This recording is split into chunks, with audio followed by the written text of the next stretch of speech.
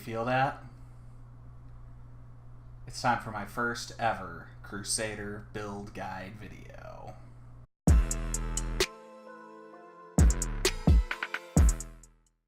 So before we get started, I just want to point out the basically elephant in the room. This is not going to be your top of the line speed farming build, and it's not going to be your top of the line pushing build. It's not going to be your very beginning of season, 1 to 200 Paragon build either. Now the reason for that is because it's not going to be the starter set. If a cons was the starter set, I would be using this build from day one. However, it's going to take a day or two to get all the pieces together. I'm guessing you'll probably be around Paragon 400 or 500 before you have this setup ready to go. However, the top build for Blessed Shield is currently a Legacy of Nightmares build.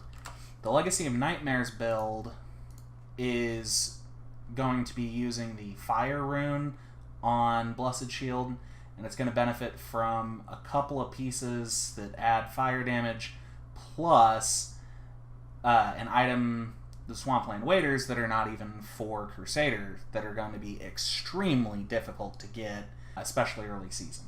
That's going to be what you're ultimately going to build into. As you can see in non-seasonal on the PTR, we have a 137 tier GR cleared, but that's with 7,000 Paragon and full primal gear. But this is going to be your good in-between. It's going to help you build up good items that you're going to be able to augment later, and it's going to give you experience with this build type. The biggest difference between this and the Legacy of Nightmares variant is that this build is reliant on the on the Akarat's Champion skill, which means it's very cooldown specific. Currently, I have 57.62% cooldown reduction. That is absolutely perfect. I have 0 downtime on Akarat's Champion. I mean, I think ideally if you could shoot for 58%, that would be perfect. Like, I'm still missing a couple percent on a couple of pieces of gear. Like, my weapon only has 8%. My gloves are 7%. 6% on one ring.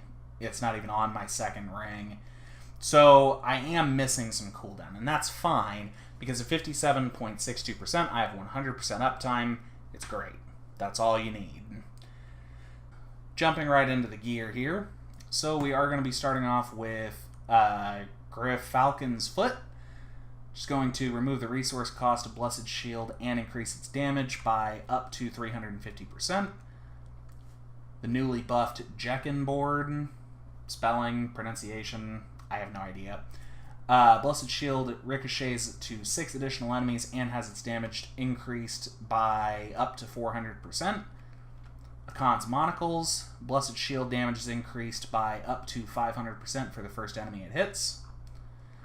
In the cube, we have Akon's Leniency, which each enemy hit by your Blessed Shield increases the damage by Blessed Shield by 100% for 3 seconds. This stacks, as far as I know, infinitely, depending on your density.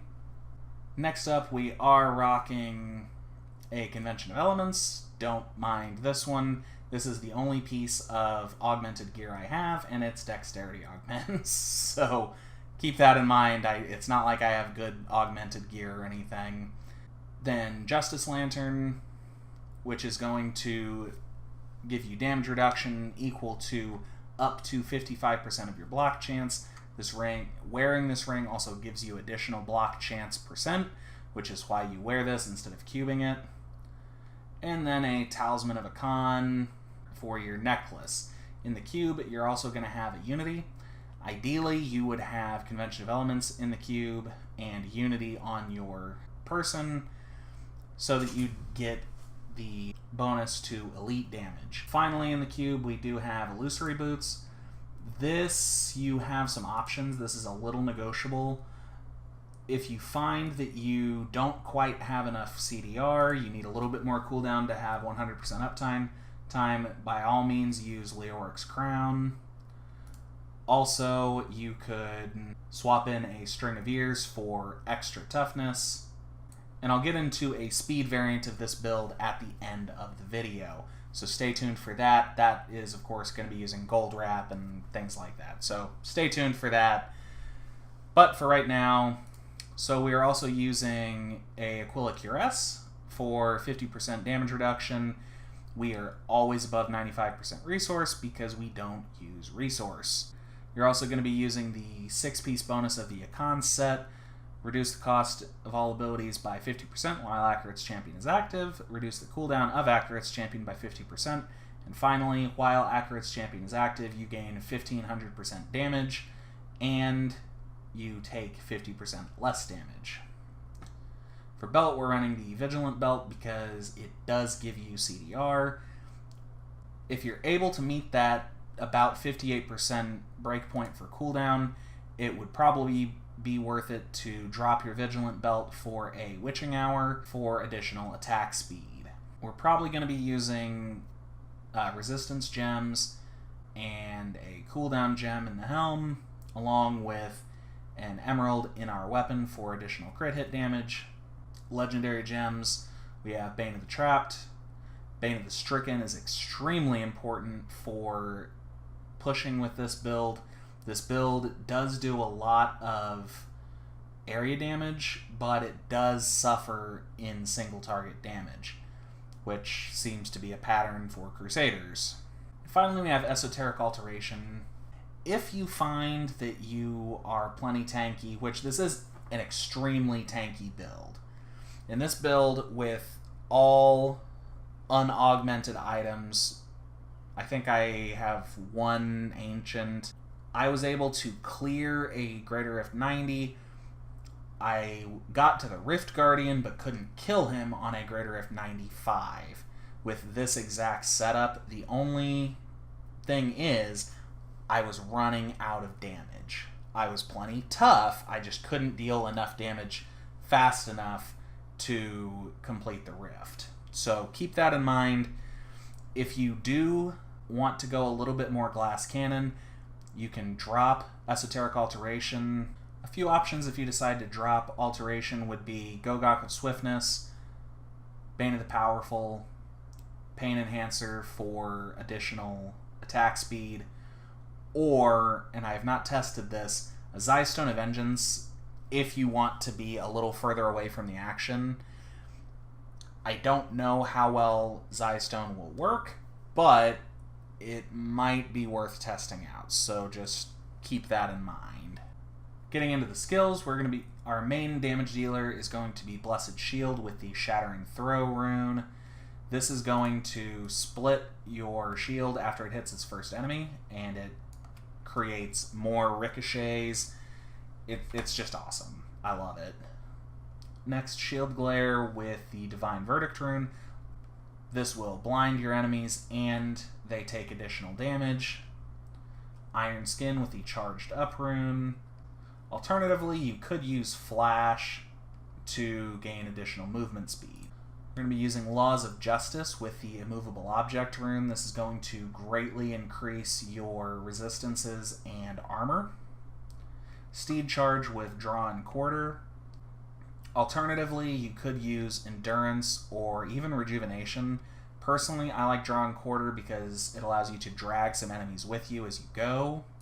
Finally, we have Accurate's Champion with the Prophet rune, which gives you an additional cheat death. For passives, we've got Holy Cause, which is going to increase your damage and heal you every time you do holy damage.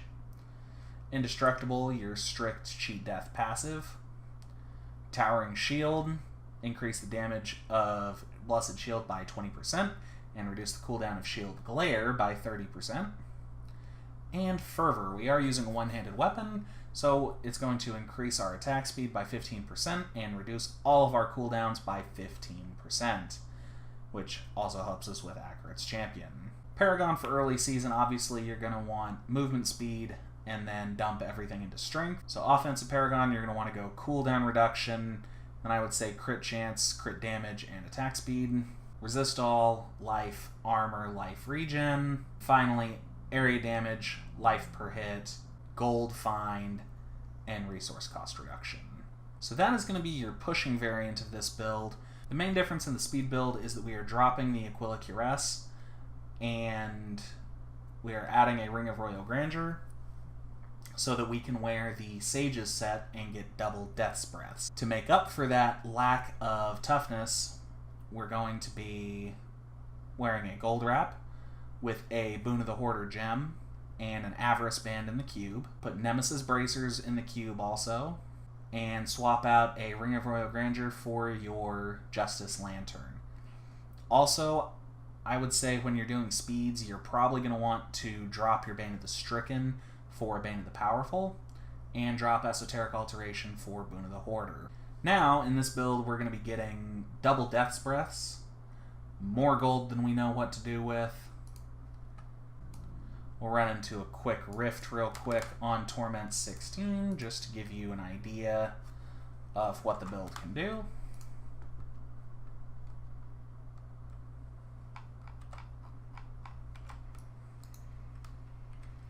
You're a little squishy until you get some gold flowing. So keep that in mind. And look at that. One elite. 1, 2, 3, 4, 5, 6, 7, 8 DBs. That is nuts. You just always want to make sure that your shield glaring. You always want to make sure that you have Accurate's Champion up. And then you just run around and farm.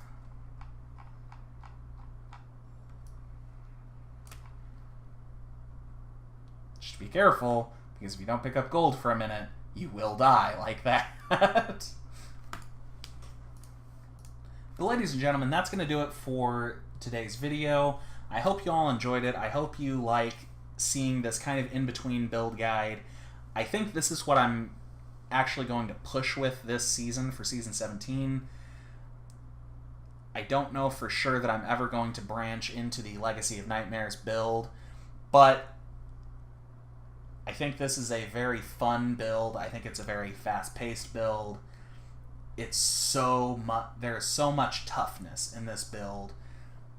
I love builds where you run out of damage before you run out of tankiness. Because when you run out of damage first, you can buff your gem levels. You can get augments. You can do things to increase your damage output faster than you can do things to increase your toughness. So that's why I'm really excited about this build. So ladies and gentlemen, that's going to do it for today's video. I hope you enjoyed it. I know I enjoyed making it. This is a really fun build, and I'm very excited. I think I'm going to be maining Crusader for the first time this season. So make sure to stay tuned for more videos like this. Make sure to leave a like, comment, and subscribe, and let me know what kind of content you are looking for from my channel, and I will do my best to make it happen. But until next time, this is Primetime CP23, and I'm out.